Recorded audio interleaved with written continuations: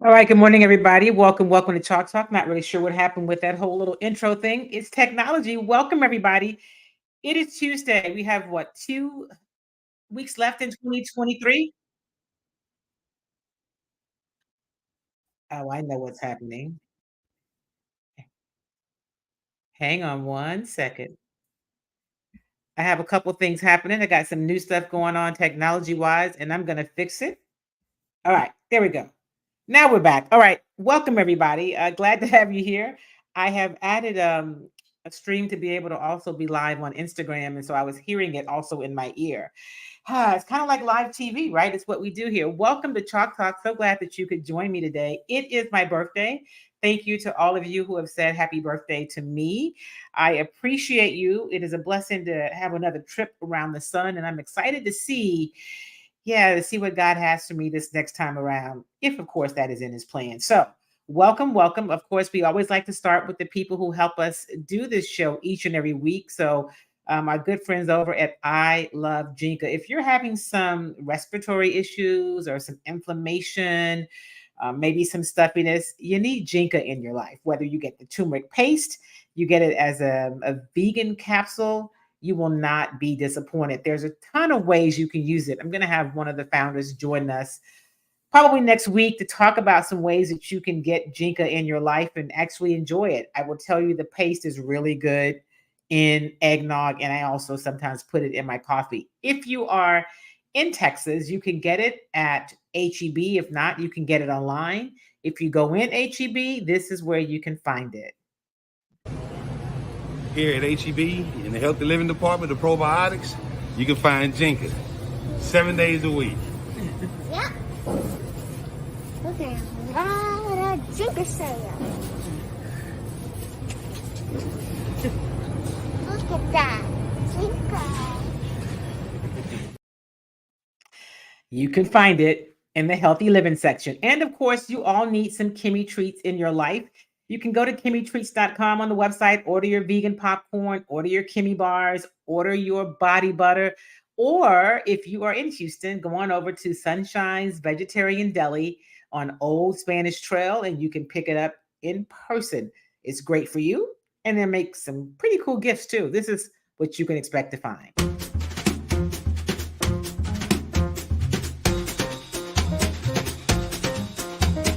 There are multiple flavors. There's vegan chili cheese, vegan truffle, vegan ghost pepper. They're all pretty good. And of course, body butter. All right, everybody. So excited about today's show. Have some pretty cool guests joining us. Jonathan Joseph, the former Houston Texan who played 15 years in the National Football League, is going to be joining us live today. And then later in the show, my friend and colleague Marsha Lynn Hudson is going to finish us out with a few tips to get you ready for 2024 in terms of personal or professional branding. You know, she always comes by with the gems. But I'm glad to have Jonathan Joseph join us because there's a lot to talk about with those Houston Texans. I don't know if you had a chance to watch the game on Sunday or whether or not you've heard, but the Texans beat the Titans. I'm sorry. On Sunday, they were fancying themselves as the Oilers. Go figure. And they wore the Columbia blue, just trolling Houston and Houston fans. At any rate, it was a great win for this Houston Texans team. To say that they were shorthanded is an understatement. They were without rookie sensation quarterback CJ Stroud. They were without Nico Collins. Of course, Tank Dell, the other wide receiver that has been having a phenomenal season, is out. He broke his leg, so he's out for the season. No Nico, no Tank, no CJ. And then on the defensive side, oh yeah, and George Fant on the offensive line. We know how important that offensive line is. And then on the defensive side, they were without Will Anderson Jr., missed him. Blake Cashman missed him during the game. Jimmy Ward, who is so helpful when he's back in that lineup at the safety position for what he means for this entire defense, he was out. But yet they go into Tennessee. Case Keenum was the starting quarterback. Case had not started a game since 2021. Case early, it looked a little like, wow, what's happening here? Once he kind of settled down and got his kind of his legs under him, if you will, He led the way. They, listen, it was a win that required overtime. And oh, by the way, guess who's back? Ka'imi Fairbairn. It was a sight for sore eyes. He nailed it with a 54-yard field goal to seal the deal. The Texans win it in overtime in Nashville. They are now 8-6 and in a three-way tie for first place in the AFC South. So, what does that mean? Well, what it means is they definitely are in the playoff hunt. Two of the teams that they're kind of fighting, jockeying for position with, they play. Next up, they play the Cleveland Browns in Houston at NRG on Sunday, Christmas Eve.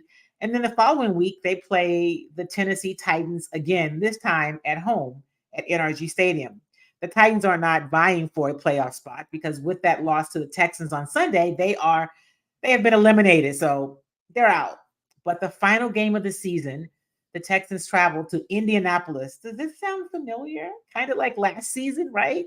They play the Colts in Indianapolis in a game that could really mean everything. And listen, at this point, let's be honest. If you follow this Texans team, you didn't go into this season thinking that they may be playing really meaningful games in December. Like we may be talking about the playoffs. Tell the truth. Tell the truth. You know it. You weren't really thinking that. I certainly was not, right? I'm going to be honest. I was not. Along the way, I was like, this team could get there. And this team can get there.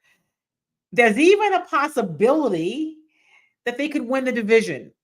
A few things have to happen, but if they control their own destiny in terms of getting to the playoffs. They've got 3 games left. The next one up is Cleveland. The Browns with that tenacious defense comes into NRG Stadium. They need this one. And then the following week, the Titans will come here again. The wannabe faux Oilers. They will come to town. And then the final week, they play on the road at Indianapolis. So we're going to talk about all of it today. Jonathan Joseph is going to join us in about 5 minutes or so. But I'm going to let you hear from head coach DeMeco Ryans and also from a couple of the players. DeMeco has talked about this next up mentality. And for some people, it's like, okay, that's coach speak. They always say next up, you got to be prepared, blah, blah, blah, right? But this team has really, really exemplified next up, which simply means when somebody's down, the next person has to step in and perform. We asked DeMeco about that at his press conference on Monday, and he talked about what that mentality means. The next man up approach, it's really about, seizing your opportunity. I think for me, it happened for me in my career. Just as I think back in college, NFL, like if somebody went down with an injury, right, that was the opportunity for me to step up and showcase, all right, what can I do, as a player? And it's always opportunity, right? And you have to be ready for that moment when your number is called and show why you belong. And so for all of our guys, if you continue to have, for me, that team first mentality, knowing that whatever I can do for the team, an unselfish mindset, is team first. However I can help the team when my number is called, even if I haven't gotten a lot of reps throughout the week, I'm ready for that moment because I've been preparing, I've been studying. And I challenged all our guys this past week to everybody study, everybody prepare as if you're a starter because it's going to take everybody in this game. So here's one of the things, guys, I talk about this often that I really love about sports is that it is that message that he just said, or DeMeco just said, that's relevant to whatever you do. Think about if you have a business. Think about if you work on a job with other people. That next up mentality, that team first mentality, that's where the success comes. That is the secret sauce for success when you talk about winning. And so if you want to win, you got to be ready, right? The next up mentality means you've got to be ready. Stay ready so you don't have to get ready. You're putting the team first. You're always studying and preparing. And just in case, you're ready to step in at any moment. You prepare from the time you hit the field, from the time they got into the building back in the spring when they named DeMeco head coach back in February, to OTAs and camp, and then training camp, preseason, and now here we are. They're 8-6. They're 8-6 and talking about maybe getting to the playoffs. it's all because of that mindset and that mentality. That's why I love sports, right? Because it's really about everything that we do in life. So, one of the things that helped this team be successful this week was the play of Motor. We call him Motor. You may see his name written as Devin Singletary, running back. He was super productive. The running game was on point, which opened up the passing game, which was so necessary, especially with all of the people out. It helped Case do what he does. Here is Dalton Schultz really talking about Motor. And I asked him about it because one of the things I heard Case Keenum say in post game is that, the way that Motor moves kind of creates some space and some line. Here's Dalton Schultz talking about the guy we call Motor. It's so subtle. Like he's got such good vision just in the zone schemes, and he's got sneaky balance. It always takes a little bit more than you think, will take to bring him down. Do the scramble, I was on a route on the opposite side of the field and I saw him, I'm kind of running across the field and I saw Case break the pocket and I saw Motor turn up, and as soon as he turned up, if there's a clip of it somewhere, I'm literally screaming, run Motor, run. But yeah, man, to have a guy step up in those big time moments and being able to make those plays, dude, I'm pissed about the power they called back. Just because he could have had another big one very next play, and so yeah, Motor's done a great job all year, and yeah, he's got incredible vision. Incredible vision. What's your vision, right? What do you see? What do you see beyond what's in front of you right now? That's what I love about this game, about all the games. So the Texans win at Tennessee. The final is 19-16. We knew that it was going to be or suspected that it was going to be a low scoring game. Sorry, eyelash, it's a woman thing.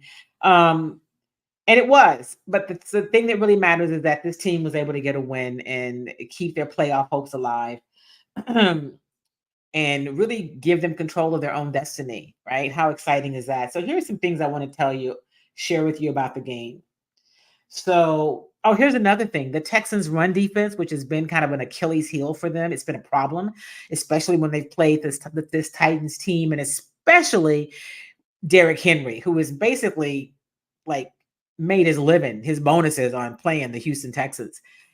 In 5 previous starts, Derrick Henry has amassed more than 1,000 yards against the Texans. That means he's averaging 200 plus yards a game. Just let that sit in. But on Sunday, this past week, he only had 11 yards from scrimmage. 11 yards from scrimmage. That means the defense was doing all the things. And so this was an effort that everybody took a part in. It's what DeMeco talked about. Everybody had to play a role. He was glad about that. And let me just make sure Jonathan hadn't forgotten about it. Sometimes I have to remind my friends that we're ready for them. And, if everybody does what they need to do, then they will be successful.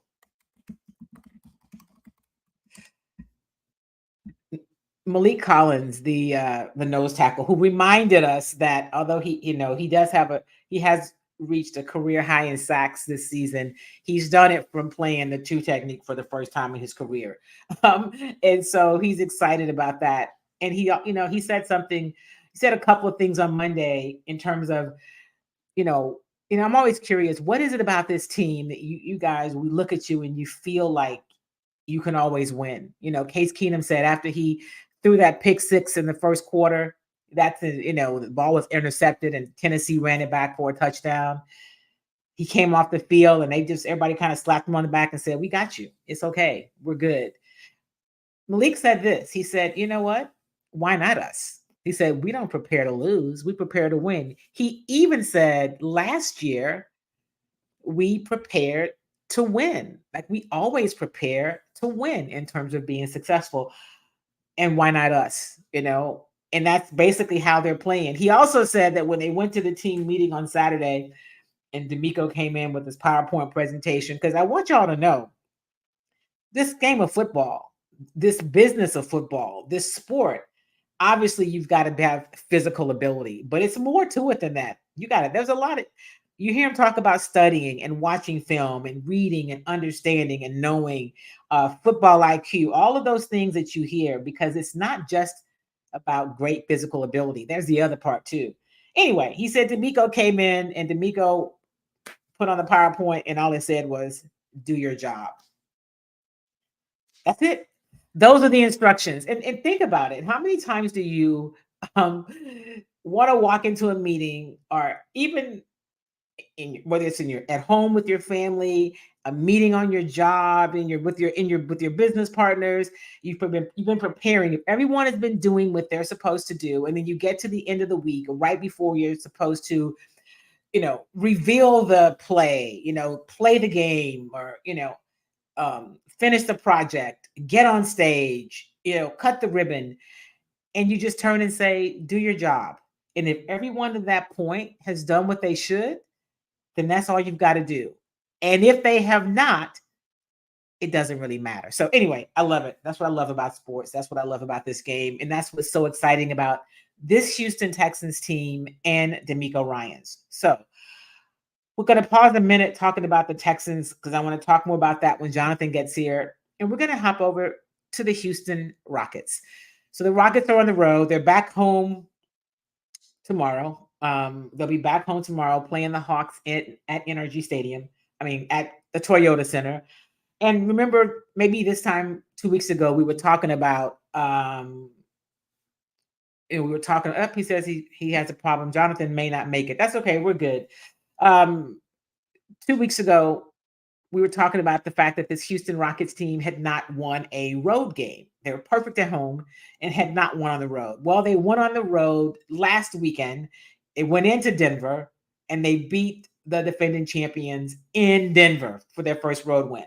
This week, they went into Memphis and defeated the Memphis Grizzlies in Memphis. It was Dylan Brooks' first time going back to play at Memphis since he left the team. He spent his whole career there, his entire career prior to signing with the Rockets this offseason. He spent that in Denver. He spent that in Memphis. So he went home, played lights out, had a great game, and they won that game. So after winning at Memphis, they had to go into Milwaukee. It's tough, right? The Bucks are really good. They lost to Milwaukee on Sunday night. And then last night, they lost a tough overtime game to the Cavaliers in Cleveland.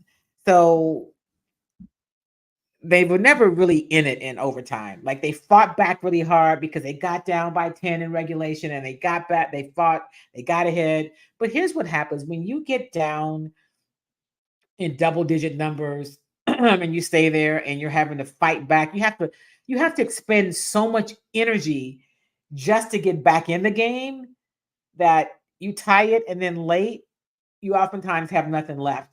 And I think that's what we saw with the Rockets last night. They had nothing left really in overtime. It's unfortunate that they got to overtime because late in the game, Alp went to the line, and the game didn't come down to just this, right? There's a lot that leads up to it. But just one more free throw, they probably win that game. He's got 2 shots. They're down by 1. It's 121 to 122. If he makes both of the shots, they go up 123 to 122 with seconds left. He made one, missed the next. Game goes into overtime. Cleveland wins. It was not their greatest defensive outing last night, and that happens as well. So listen, this Rockets team is getting there, and I've seen a lot of conversation. A lot of you have been talking about Jalen Green, and I saw one of my colleagues say, why the Jalen Green hate? And I think there's a couple of things at play here about Jalen Green. His first 2 seasons in the league, he played on bad teams. And sometimes you form bad habits when the things around you aren't going well, especially because you're new to the league. Now, if you're a veteran and you come in and there's some stuff happening, you may be able to rise above it. But you're learning the league. You're still young. What is he just now? Maybe 21. He may be 22. Not really sure. I think he came into the league at I think he was 19. So you're learning the league. You're still growing up, and what's happening around you is not great. So now here we are with Ime Udoka, who runs a very different ship. He runs a very different system. Defense is really everything right? And Jalen's had some challenges. He's super athletic, and so when that comes into play, and he can downhill, we call it, he looks good. But other times, he doesn't really have a great mid-range jumper. His defense is sometimes not great. And so there's some things he has to work on. I don't think it's time to really, as they say, throw the baby out with the bathwater. I think that's the statement. That's the little cliche. So that may be it. But we are so, and I mean we as a collective of people on social media, those are who having conversations, very impatient and decide that this person's not good enough. The Rockets need another a shooter in that 2 guard spot that could really play off Fred Van Fleet. And I don't think anybody would argue that they couldn't use another shooter, but I don't know that it's time to bail. I don't mean that. I don't think it's time at all to give up on Jalen Green, because he has, I think he's got a bright future. So at any rate, looks like Jonathan Joseph got tied up. He may or may not make us, but we'll roll on. We'll get him another time if he doesn't make it today. And of course, Marsha's going to join us in about 10 minutes or so. But listen, there's another story I want to talk about. My sister sent it to me this morning. It's a story that was on Facebook. I'm going to see if I can find it. She sent it to me because she is if it's on Facebook, she knows about it person. And she wanted to make sure that I had heard. She asked if I'd heard about it. So there's a coach, a basketball coach in, looks like Louisiana. Let me see if I can pull it up. And I want to show it, because if any of you have heard about it, or seen the story, I would love to know your thoughts about it. Let's see here. Okay. Why is it not coming up? You know what? That happens. Let me try again. It is. Okay. So let me get it to where you guys can see it. So there's a coach in Louisiana, a women's basketball coach. And before I talk about that, Coach Carter, I'm sure you guys have seen Coach Carter, the women's basketball coach at the University of Texas, who has her own style and fashion. She does all, she's got more than a million followers. And so she got some criticism about how she dressed going to games. Here's a couple things. She wins, so she's successful. She has her own style. She has her own great fashion sense and style. And so when I saw this, let me share this page, share my screen and show you to see if any of you have seen this particular let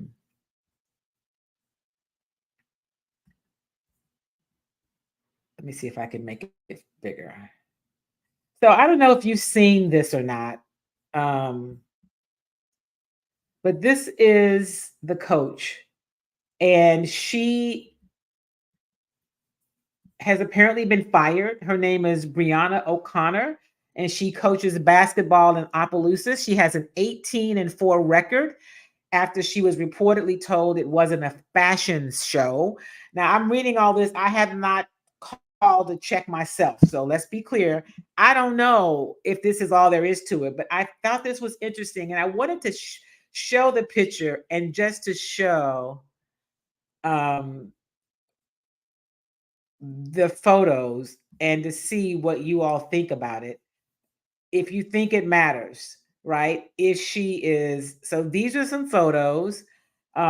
She's winning, and mid-season, this is some of the conversation.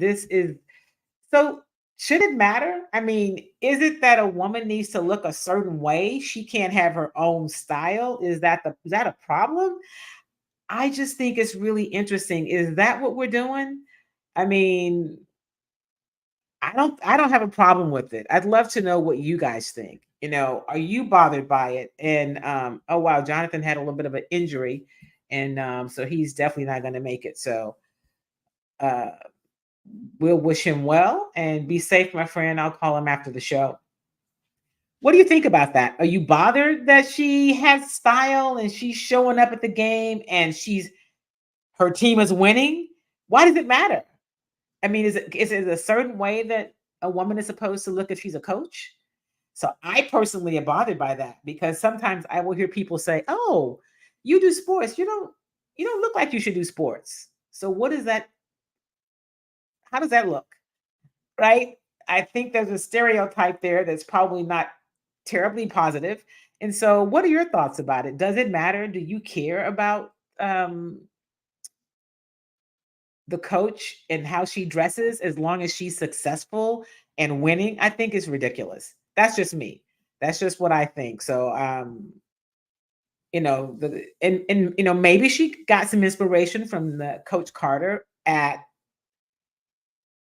Texas, who's having great success. I mean, I look to see what she's wearing because I think she looks amazing and she's winning. Here's the thing. If these women were not winning games, then maybe you could say, I don't really know how that could be relative, but they're winning. So what's the problem that, and I realize it's Opelousas, but why does it matter that she's got her own sense of fashion and she shows up? Let me show it again in case I really would like to know what you guys think about it. So do you care? I mean, should she be, criticized? Because, I mean, she's a high school basketball coach. She's winning. Her team is 18-4, maybe now 18-6. This is how she shows up to work. Is it not professional? I mean, you want her to wear just some sweats and maybe a baseball cap? Why can't she look nice? I don't know.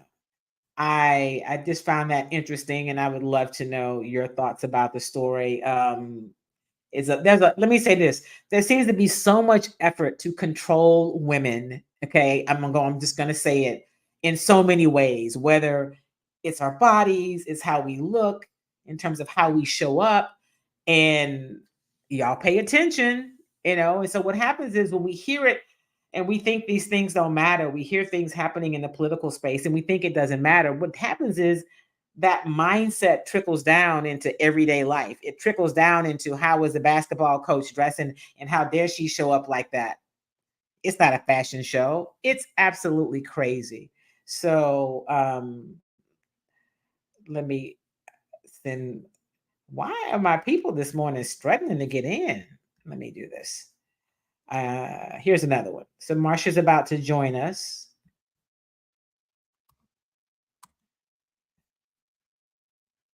Okay, there we go. She's trying to log in. She's going to be joining us shortly. So I just think we have to be really careful about it. Good morning, my sister, Sylvia. Happy birthday. No, it's not your birthday. Thank you for the happy birthday, both of my sisters. Thank you all. I appreciate you. What's up, Joe McGinty? Thank you, my friend. I appreciate it. And Raynice, I appreciate all the birthday love. And even more than the birthday love, I appreciate you guys showing up and being a part of Chalk Talk and engaging. Sylvia says she's winning. That's all that should matter.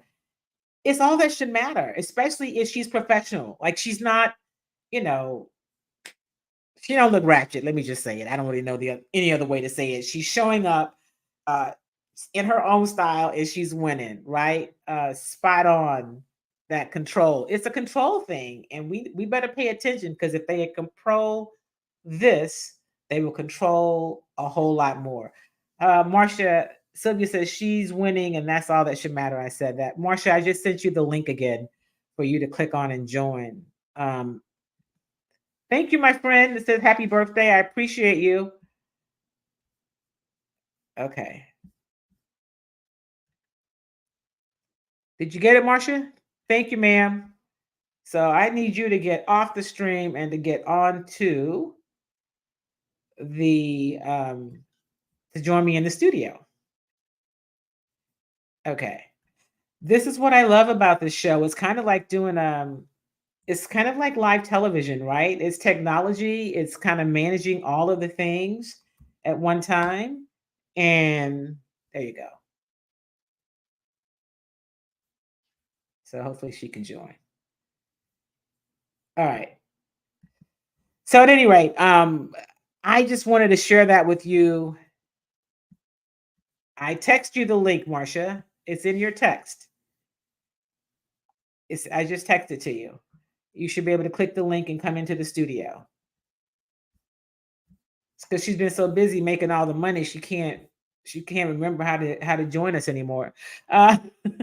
So listen, this weekend the Houston Texans are home. On Christmas Eve, they will play the Cleveland Browns. The line opened. Not that any of you are gamblers or anything like that, but the line opened with the Texans being favored. Let me see where it is today. Let's see what Vegas thinks is going to happen in this game. So for this week 16,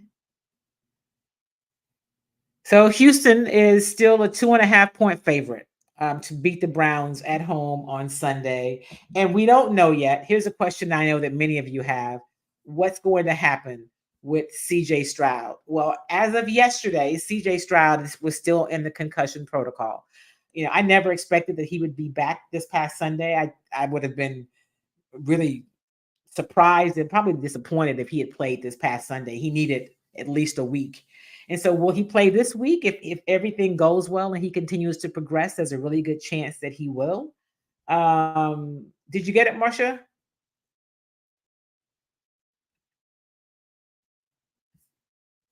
Okay, not sure. Okay, I think she's coming. There she is. All right, so we're going to bring in Marsha Lynn Hudson, our branding expert. But before we do that, let me say this about CJ Stroud. He is going through the protocol. His health is what matters most. And I don't expect we'll get our first update really on Wednesday when the first injury report for the week comes out to see how he's doing. We may not know whether he's playing until later in the week. We'll see if he practices tomorrow. Maybe he doesn't practice until Thursday or Friday. It's all still very tentative. And I don't know. I imagine that if he can't go, that it's Case again. And let me say this. Last week when I said to people, I would go with Case, I had people looking at me like I had three heads. Case hadn't played in how long? And he's the older guy. I'm like, if you're talking about the person that gives you the best chance to win, it's Case Keenum. And so that's exactly what they did. So with that said, we are going to go and shift gears a little bit. I want to give you guys some things that you can kind of work on and do as we head into this final week, final 2 weeks of the new year, and bring in one of our experts.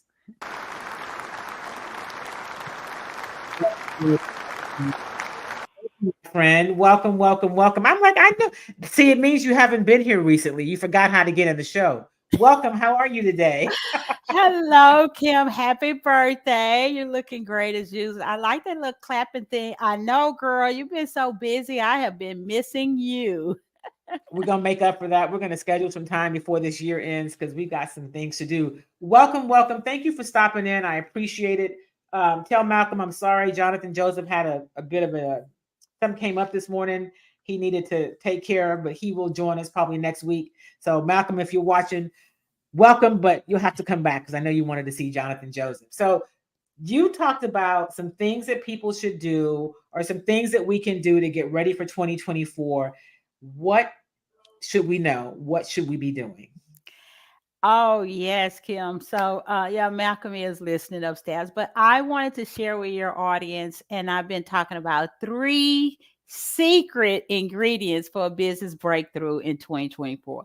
And these 3 things will actually work because I've been studying the trends and I've been studying everything for 2024 and what is it we need to do to build our businesses in 2024. So are you ready for the 3 secrets? I'm ready. Okay. Number 1, we have to identify our audience's problem. whoever your audience is, those of you who are listening, who will be listening later, whoever your audience is, and you definitely want to know who that is, you want to identify their problem. Okay. What's their problem? What's their pain point? What are their challenges? And what desires do they want? Then you want to create an offer to solve it.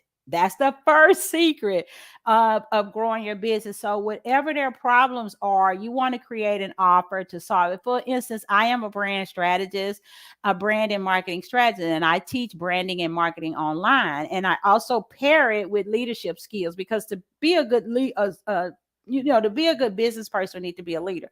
So if my audience is having a struggle with social media or building their brand, I need to create something to solve it. So it could be a guide, or it could be a PDF, or it could be a small training, or it could be like you have a chalk talk every week. So whatever your audience problems or challenges, whatever challenges they have, create something to solve it. That is one breakthrough that's going to help you. Secret number 2, we got Before you go to secret number 2, I got to ask you, because when we start giving people things to do, it sounds big and overwhelming. So it doesn't have to be, right? It can be small. It doesn't have to be a whole book. It can be a guide. It doesn't have to be a whole show. It could be a 5-minute tutorial. So I want to just encourage people, because you and I've talked about that. It doesn't have to be big. Just do something that can be helpful. You're right, Kim. It doesn't have to be big. And I was telling someone, when we get overwhelmed, we just get paralyzed. I know I do. And we just stop and we don't do anything. But it's like Kim said, if you can think of 1 to 2 to 3 problems, write them down, that your ideal audience, whoever you like to serve and whoever you work with, whoever your industry niche is, write down 3 problems or challenges that they're having. Piece of paper. Number 1, they struggling with this. Number 2, they need this problem solved. Number 3, this. Then figure out, what can I create to help them solve that problem? It's like Kim say, well, maybe I could create a guide in Canva, or maybe I could create an ebook, 2, 3, 4-page ebook, or maybe I could create a little, like Kim said, maybe I could create an audio lesson and send it to them. So if you can create something, yes, small, and solve their problem, you're going to have people thinking about you, and you're going to have people saying, wow, that really helped me. And now they're going to want to work with you or get on a call with you or something. But the first thing is to figure out what's their problem and what can I do to solve it. So number 2, you want to focus on community as opposed to numbers and followers. Okay. So focus on community. So like, let's say you go to a networking function. Okay. Or you're on Chalk Talking, you're in front of 20 people. Well, you don't want to focus on, well, how can I get all of these 20 people, or how can I get all of these 20 people in this function to maybe become a lead? You want to focus on maybe 5. And because community is building relationships, not saying I need 10,000 followers, because you can have 200 followers who are really great followers in your community, and you can nurture them. So focus. Sometimes we're like, only 5 people came to my Zoom. That's 5 people. Focus on those 5 people. Those are people. So we want to focus more on community. If you go to your LinkedIn and you connect with 5 people 3 days a week, that's 15 new people. Or you connect with 3 people 3 days a week, that's 9 new people. Let's focus on community rather than big numbers. And so when you focus on 5 people on your Instagram or your LinkedIn or your Facebook, 5 people, now you're building community that week with 5 people. Then you can say, oh, by the way, I have my Chalk Talk. I'd love for you to come. Or, oh, by the way, I have a guide. I'd love to send you this guide. Building community rather than thinking about followers, but followers are good. But you want to think about the community first. Okay. That's the second breakthrough. Now, I will tell you this with number 2. Let me see if Kim has a question. Is well, you might say, well, Marsha, how do I build community? I like to say pick 1 to 2 sites for 2024. And this is the trend, especially if you're a solopreneur. Pick 1 to 2 sites and focus on those. Don't try to be everywhere. And then focus on those 1 to 2, 3 days a week. This works. You focus on, you might say, I'm going to meet 10 new people this week, I want to build a community with 10 new people and lead them down the funnel. And so that's how you build community versus let me get 10,000 followers, people who are just liking and that like bring money to the bank. So I think it's important. I think it's great that you say that because we hear so much about numbers and we hear about influencers and they've got 100,000 followers and they've got, but it's really about engagement, right? It's really about engagement and who are you engaged with? And I love the idea of building community because that works online, it works in person. You know, building community is where real relationships happen. And if you think about how can I serve somebody else, that's going to help you build your community. And don't think about big numbers because, like Marsha said, you only need a few people because really, can you serve 20,000 people effectively? I mean, that's another business and maybe you can scale and grow to that. But don't get so caught up in the numbers because there are people who have great success with their businesses because they've learned how to build community and to engage. So that's a great one. Thank you for that. So true, Kim. Because can you imagine? I'm sure most of your, you're a coach and a consultant, and I'm sure many of your listeners are coaches or consultants or speakers, or they want to build a certain type of industry for their business. Well, 5 clients. That's pretty good, for coaches and consultants. We know what coaches charge. We know what consultants charge. So 3 new clients in a month, that's pretty good. So focus on building community. And if you say, well, Marsha, what's the biggest way to build community? I can say, pick a number that you want to connect with each week, whether it's on LinkedIn or Instagram. Pick 5 to 10 people and connect. You can comment, you can DM, but make these people be people who you would actually eventually like to lead down your funnel. And so that's how you build community. And then eventually you may say, well, I have a free guide, like Kim is a media expert. Okay. She knows how to help you with media and all of that. And she's a sports expert. Well, I have a free guide to help you be better at this. Would you like me to send it to you? And so that's how it works when you're talking about building community. And the third secret is creating content. That is huge. And so when you create content this year, it's a different kind of content. And there are several themes for content, but let me give you 3 themes in the for time. When you start creating content, when you start thinking about, okay, what problem is my audience having? Because I want to create content around that. Secondly, how do I build community with 5 to 10 to 15 people a week? Okay, that's the second thing. Thirdly, well, what kind of content do I put out there for this? There's several themes. One is an origin theme. Okay. So sometimes you might post why you started your business. That could be a reel or it could be a carousel. Sometimes you might post your why, your origins. You might post what made you get started. That's an origins theme. That's great content because people can relate to it. A second content theme could be visions and goals as an entrepreneur.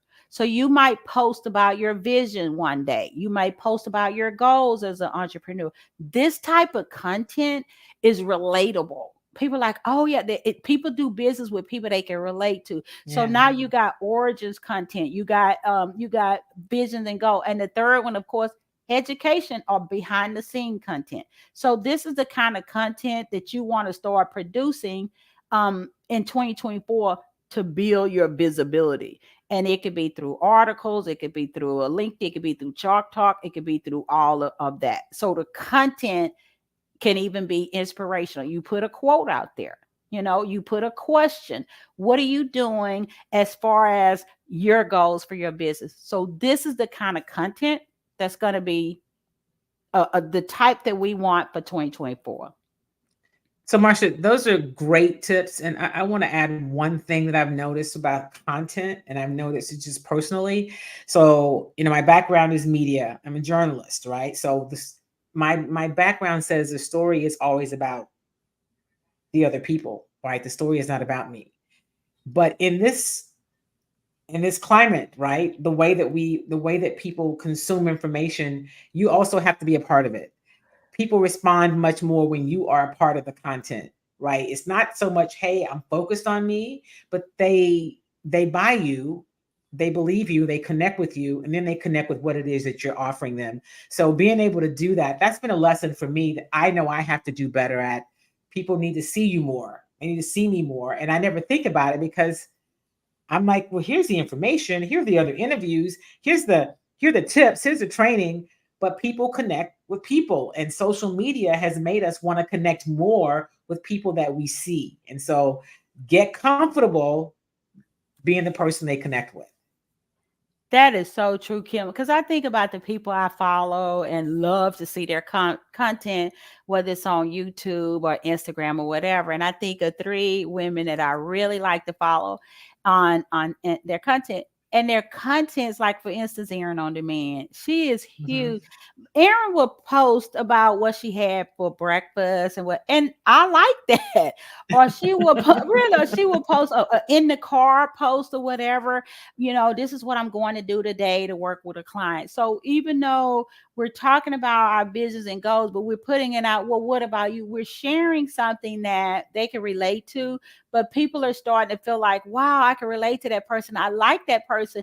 And I have purchased so much stuff from her because of this down to earth content. I purchased a planner that's on its way. I didn't even need. It's like $40. I don't even need it because I love her content. That Yeah. the behind the scenes, the down to earth, the entrepreneur. I'm not saying you need to dance and do all of that on TikTok, but it's so relatable. I purchased. I was like, oh, I'm getting it, and I don't even need that. So it's like you say, when we post, and this is the 2024 type of content. Right. When we post content that our audience can relate to, either they're saying, that's me. Right. That's me. If I post something about I'm really struggling with trying to come up with content, they say that's me. You see, if I post about behind the scenes, I'm at Starbucks planning and thinking, getting ready for 2024, they're thinking, wow, that's something I should do. So even though the content kind of seems to be about us, it's about what they are going through, what they want, and how they're going to be able to use their goals and their business to get to a different place. That kind of content is really going to grow your audience and have people saying, I really like her. Let me buy her book. And they don't even need the book. I think it comes back to, you said something, it comes back to being relatable, which at the end of the day is what allows for there to be engagement, because it's all about engagement. If people just kind of pass through and no one's engaging, then you're not really connecting.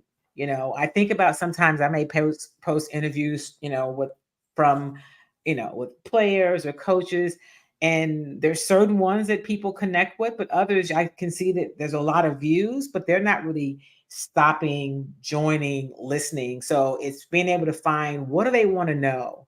What is it? How do you use that content to make it something that people stop and say, "Oh, let me make sure I'm following you because I like this and I want to see more of this." And all you have to do is pay attention to what people are responding to. And you're right, you don't have to do all the cool, really funky dances. You find what works for you, but pay attention to what resonates with your audience or the audience that you're trying to build. I think one of the challenges, Marcia, is that many of us sometimes don't really know. We don't think about the audience. We just think about posting, and it's like, okay, you're posting, but what's the goal? And if it's just a personal thing, and you use social media just for the social part of it, that's not great. But if you want to use it to build your business, your brand, get people that are watching your show, or buying your book, or doing whatever it is you do, then you got to see what connects with them and what makes them connect with you. That's so true, Kim. I love what you said. If you're just posting, and what's your plan? And the last thing is the bonus tip I'll give you. So with the three secrets, decide what your audience is dealing with and create something for it. Number two, build community. Don't worry about big numbers. They'll come. And then number three, the right kind of content. But it's like you say, well, then why am I going to be on here? What's my goal? So the bonus tip is you got to drive people from social media to your email. So if your goal is, I want more clients, or I want more leads, or I want people to get on a call, or I want people to know how I can help them. So if that's your goal, then social media should be to drive them from your social media to your email. And then that's where you can really nurture. So if you met 5 people on IG or LinkedIn this week, and you posted the content and you DM them, and then you sent them your free ebook, something that you have, Kim, and then they downloaded the ebook. Now they're in your email. So now you nurture them in your email from those 3 steps. And then so in end of January, you might say, well, I'm having this, and it's going to help you with this. Like you're a media expert. You're having something for your audience. And because you've been emailing them, then they're going to come. Let's say, they're going to come. And then those people come to your 30-minute Zoom, and then you let them know, these are ways I can work with you. This is what I have. I have this program, this program, this program. So your intention for social media, if you want to grow your business, make money, if you're on here listening and you want to be profitable, it should be to drive them from social media to your email and then nurture them to where you want them to be, whether it's a call or to purchase a product or a coaching. That's what's going to really grow your business in 2024. And believe me, it works, especially if you do it for 90 days consistently, 3 days a week. That's all you need to do. You're going to see growth in your business. 90 days may sound like a long time, but that's a long time. Know it, we're there. People say, Marsha, I tried that for a month and nothing happened. I like the 90 days. You got to try for at least 2 months or 3. If 90 days is too much, 1 month, it's kind of hard to gauge because you're new. It's 4.6 million people online. You're trying to build community. But let's say you say, okay, Marsha, I'm going to be serious 3 days a week. January, February, 60 days. Well, but it has to be consistent because I'll forget about you. In the 60 days, something should happen. But it's really hard when you just say, I tried that for a month and nothing happened. Something may happen, but in 60 to 90 days, I know something will happen. But here's the other thing too, and we've talked about this before, reminding people that 3 times a week, you don't have to be on all day. So there's a difference when we hop online and we're scrolling, we're reading. You lose time, you lose hours. We're talking about focused, intentional time. 20 minutes, right? You should be able to do what you need to do. Let's just say 30 minutes, 3 times a week. That's 90 minutes a week to get you closer to your goal, whatever that is.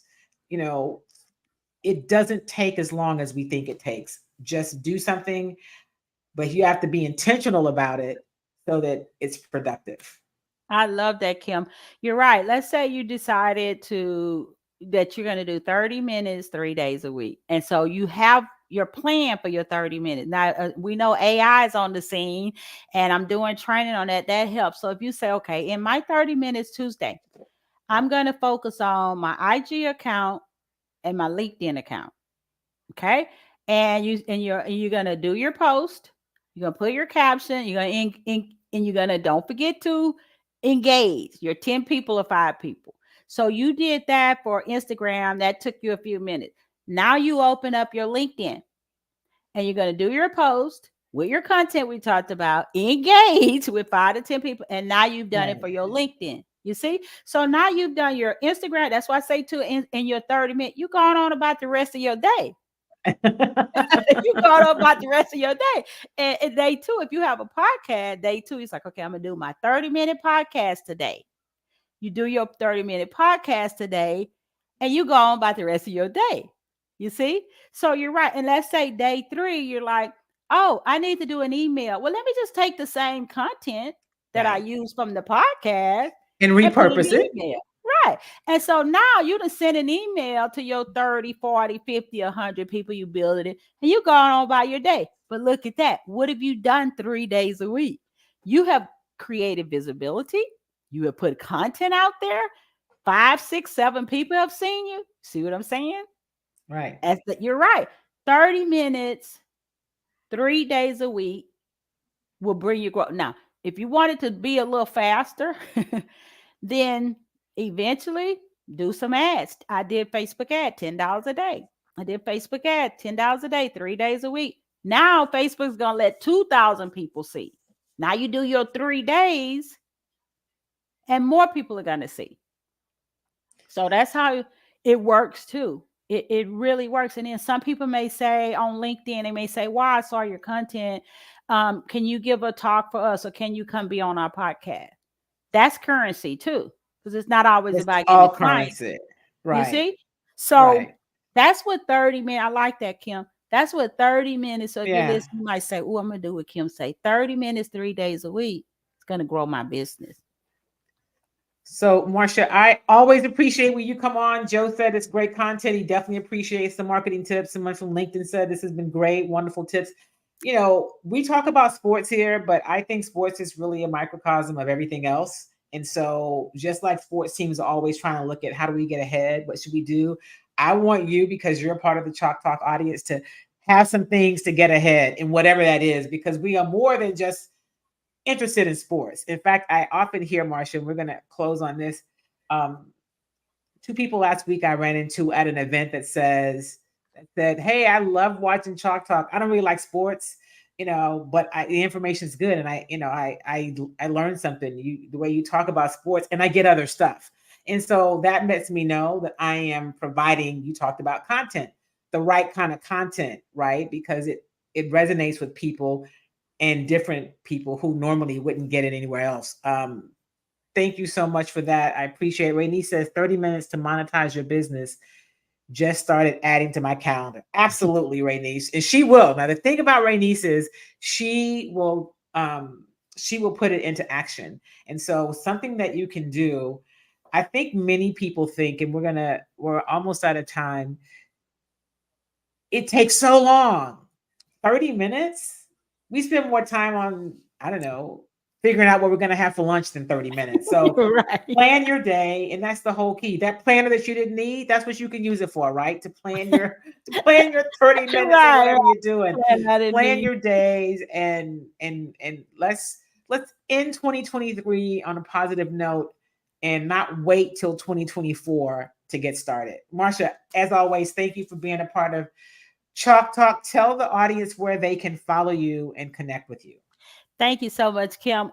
You can just go to MarciaLynnHudson.com. It's MarciaLynn Hudson.com, and everything is there. Or you could go to LinkedIn, type in Marcia Lynn Hudson, Instagram, Marcia Lynn Hudson. I've branded it. And if you want to hop on a 20-minute call, I have a 20-minute complimentary, a build your brand call. But MarciaLynnHudson.com, you can find everything there. You can get free resources, free guides, free training, and to connect with me. So I'm laughing because, Marcia, are we doing better on our 20 minutes? Because we've worked on that, right? When I first met Marcia, I'm like, you got to get these 20-minute calls down to 20 minutes, sister. Oh my goodness! You're giving the people too much, but you're doing so much better. So I have one at 1 o'clock. I'm gonna let you know. I have one at 1 o'clock. I'm gonna go. If it go to 1:30, we cut it. But Kim, I have to tell you, I haven't been as good as I need to be. I had a 20-minute call. I'm so mad. Turned to 3 hours. Now that's just ridiculous. Yeah, you were doing coaching and consulting. But maybe it was your holiday gift. I know, but I did get the person as a client. So don't take that message about the 3 hours, because we've worked on that. Like, I've worked with Marcia, but I haven't followed up. So we're gonna get back together so we can tighten up those calls, because that's way too much. Thank you, my friend. I appreciate you always. Happy holidays, and I will talk with you soon. You have a happy birthday. Thank you, Kim. All right. Thank you, Marcia. That's Marcia Lynn Hudson. You can find her at MarciaLynnHudson.com.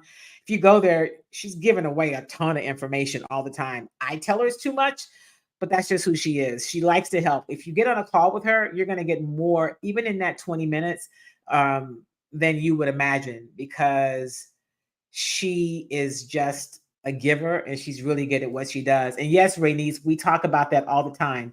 The 20 minutes, right? That's that piece. So great information. People, Marcia, really appreciate it. I appreciate it. And remember, everybody, it is a holiday season. Be safe out there in terms of moving around. There's some folk that aren't really, they're not really kind. They acting out. So I want you guys to be safe. And remember, if you've not gotten your flu shot or your COVID shot, I'm encouraging you to do that. If you are not registered to vote, I'm encouraging you to be registered to vote. You may say, well, Kim, the election just passed.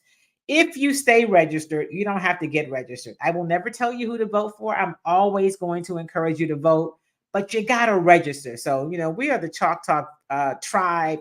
We're smart over here. I appreciate you guys. I appreciate your support, and I appreciate you tuning in. Be sure you share this show with whatever platform that you're viewing it on so that more people can come and have fun with us like we did today. I'll see you next Tuesday right here on Chalk Talk. Follow me on my platforms.